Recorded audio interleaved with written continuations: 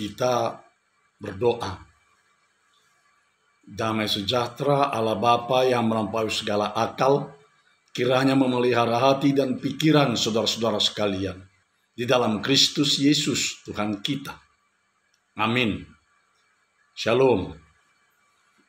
Khotbah bagi kita pada minggu kita hari ini, yaitu minggu ke Advent kedua, tanggal 6 Desember 2020, yang diangkat dari kitab Mazmur pasal 85 ayat yang ke-9 hingga ayat yang ke-14. Demikian dikatakan di dalam firman Tuhan. Aku mau mendengar apa yang hendak difirmankan Allah.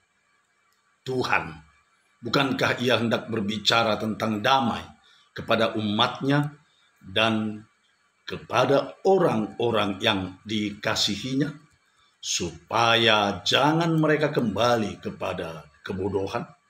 Sesungguhnya keselamatan daripadanya dekat pada orang-orang yang takut akan Dia, sehingga kemuliaan diam di negeri kita.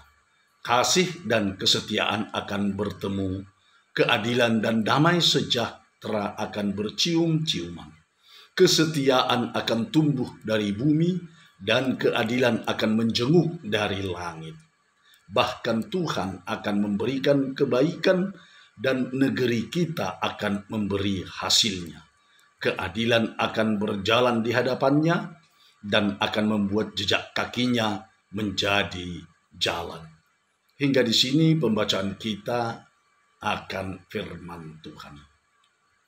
Saudara yang dikasihi Kristus, minggu kita pada hari ini adalah minggu Advent yang kedua.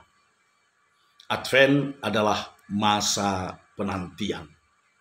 Dalam cerita kisah 1001 malam, ada banyak kisah tentang Raja Harun al-Rasyid yang dikisahkan, tetapi yang paling sering diceritakan adalah raja yang suka menyamar sebagai rakyat jelata. Konon, menurut yang empunya cerita, Raja Harun al-Rasyid mengeluarkan pengumuman bahwa ia akan mendatangi seluruh rakyatnya ke setiap rumah untuk bertamu.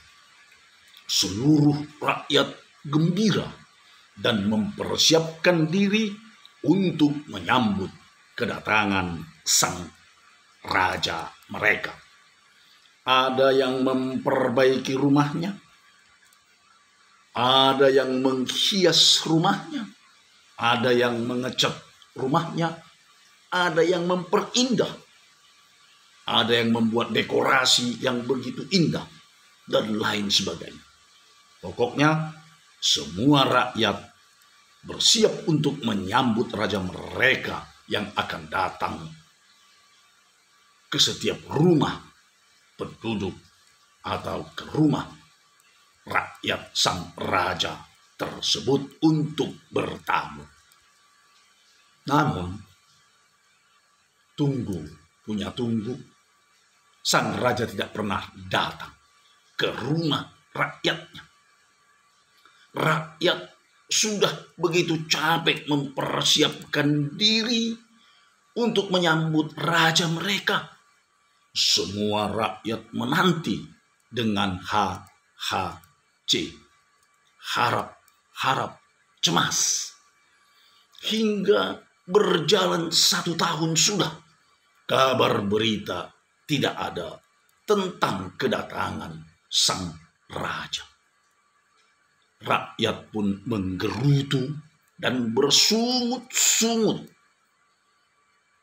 Namun setelah 1,5 tahun, keluarlah pengumuman dari istana yang mengatakan bahwa sang raja telah selesai mengunjungi seluruh rakyatnya, telah menyelesaikan perkunjungan kepada rakyatnya. Dan raja sangat kecewa. Sebab satu pun dari rakyatnya tidak ada yang menerima sang raja. Karena apa?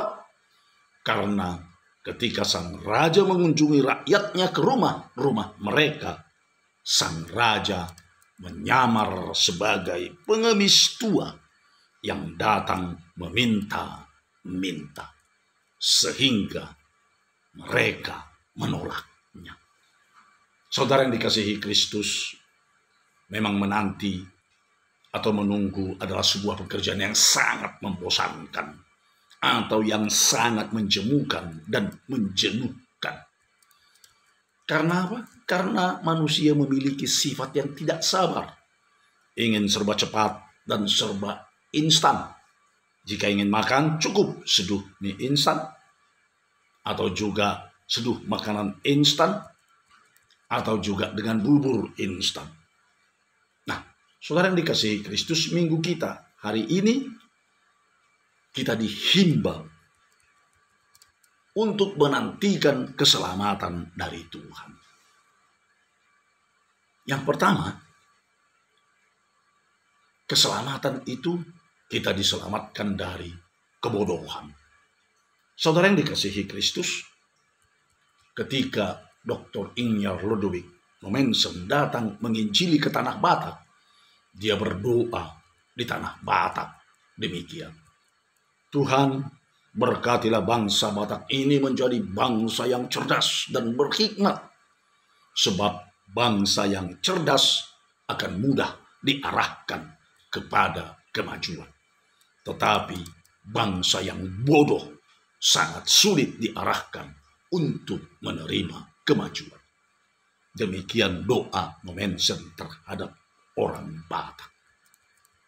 Tetapi jauh sebelum Mommsen berdoa, di dalam perjanjian lama juga dikatakan Tuhan pun menginginkan agar manusia yang ada di muka bumi ini lepas dari kebodohan.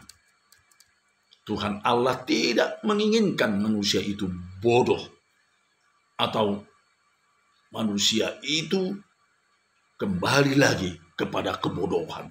Tuhan tidak ingin, apalagi sebagai orang dungu. Nah, bagaimana supaya manusia itu tidak kembali lagi kepada kebodohan? Manusia harus menerima damai yang dari Tuhan Allah. Dalam ayat 9 dikatakan, bukankah ia hendak berbicara tentang damai kepada umatnya dan kepada orang-orang yang dikasihinya, supaya jangan mereka kembali kepada kebodohan? Tuhan Allah membawa damai kepada umatnya dan kepada orang-orang yang dikasihinya. Itu sebabnya setiap umat Tuhan Allah dan orang-orang yang dikasihinya menerima dan hidup di dalam damai yang dari Tuhan Allah. Orang yang menerima damai dan hidup di dalam damai yang dari Tuhan Allah adalah orang-orang yang tidak kembali kepada kebodohan. Tetapi lihatlah, orang yang tidak mau menerima dan hidup di dalam damai yang Tuhan Allah berikan adalah orang-orang yang kembali kepada kebodohan. Bukankah sebuah kebodohan jika kita hidup bersikap bermusuhan dan bahkan ingin membantai sesama kita? Saudara yang dikasihi Kristus, menerima dan hidup dalam damai Kristus adalah orang-orang yang diselamatkan dari kebodohan. Oleh sebab itu, terimalah damai dari Kristus supaya kita juga diselamatkan dari kebodohan dan kedunguan. Yang kedua, keselamatan yang datang dari Tuhan mempertemukan kasih dan kesetiaan. Mengapa dikatakan keselamatan yang datang dari Tuhan Allah mempertemukan kasih dan kesetiaan? Ya, sejatinya memang demikian. Sebab bukankah karena kasih Tuhan Allah sehingga ia menyelamatkan umat manusia di dunia ini di dalam Kristus Yesus Tuhan kita. Dan bukankah Yesus Kristus dengan setia melaksanakan karya penyelamatan tersebut, sehingga di dalam karya penyelamatan Tuhan Allah bertemulah kasih dan kesetiaan yang bagaikan dua sisi dari sebuah mata uang. Sisi yang satu adalah kasih dan sisi yang lainnya adalah kesetiaan. Tanpa keduanya, keselamatan tidak akan terlaksana. Seumpama mata uang, harga Rp50.000. Sisi yang satu adalah gambar tari legong, dan sisi yang satunya adalah gambar Insinyur Haji Juanda Kartawijaya. Barulah uang tersebut dapat kita gunakan dan berlaku di negara kita. Seandainya uang harga Rp50.000 itu, gambar yang satu memang benar tari legong, tetapi gambar yang sebelahnya gambar pendeta Dr. Andus Timbul MC Morangkir, maka uang tersebut tidak laku dan tidak dibenarkan beredar di Indonesia. Demikianlah kasih dan kesetiaan harus bertemu, harus berjumpa, maka terwujudlah keselamatan yang dari Tuhan Allah. Kasih dan kesetiaan harus kita nyatakan dalam hidup kita untuk menerima keselamatan yang dari Tuhan Allah kita. Yang ketiga, keselamatan dari Tuhan sudah dekat. Dalam minggu Advent kedua ini dikatakan keselamatan dari Tuhan sudah dekat. Bukankah keselamatan sudah datang ketika Yesus telah datang dan lahir ke dunia ini di Bethlehem di dalam kandang domba? Bukankah kita telah merayakannya setiap tahun? Tetapi mengapa dikatakan pada ayat 10 ini, sesungguhnya keselamatan daripadanya dekat pada orang-orang yang takut akan Dia? Kita memang hidup dalam suasana Advent yang terus-menerus. Hidup menantikan Yesus yang masih akan datang.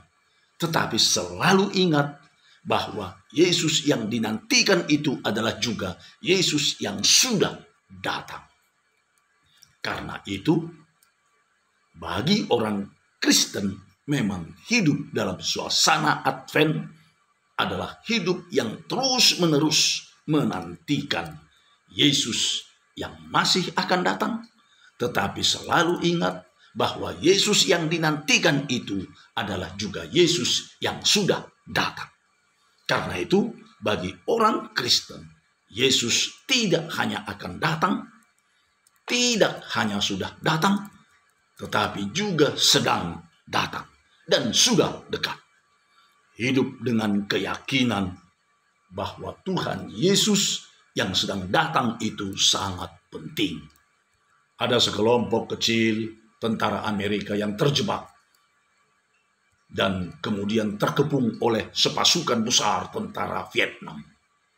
Kalau dianalisa secara objektif, tentara Amerika itu pasti tidak bisa bertahan paling lama dalam waktu 5 menit. Mereka pasti habis. Sebab 6 lawan 70-an. Kemudian dari 6 tinggal 5. Kemudian 4. Dan kemudian 3. 3 orang lawan 60-an orang. Tetapi saudara yang dikasihi Kristus, ketiga orang ini masih terus bertahan mati-matian dan tidak mau menyerah. Karena melalui radio mereka mendengar berita, bertahan terus sedapat-dapatnya. Bantuan sedang menuju ke situ. Bala bantuan sedang datang. Itu yang memberi keberanian dan kegigihan kepada ketiga orang itu untuk terus bertahan dan tidak menyerah. Tetapi, saudaraku dikasihi Kristus, justru disitulah soalnya. Bagi orang Kristen, percaya bahwa Yesus sudah datang gampang. Natal itu kan memperingati Yesus yang sudah lahir. Kemudian percaya bahwa Yesus masih akan datang, apa sulitnya? Semua mempercayainya. Bahkan ada yang fanatik mengenai hal ini sehingga menghitung-hitung hari kedatangannya. Yang jadi soal adalah menghayati secara sungguh-sungguh bahwa sekarang ini dalam hidup kita kini dan di sini Yesus sedang datang. Sebab itu teruslah kita bertahan dalam iman, tetap bertahan, bahkan bertahan dalam sukacita bagaimanapun persoalan hidup yang kita hadapi di dalam kehidupan kita. Karena Tuhan sedang datang.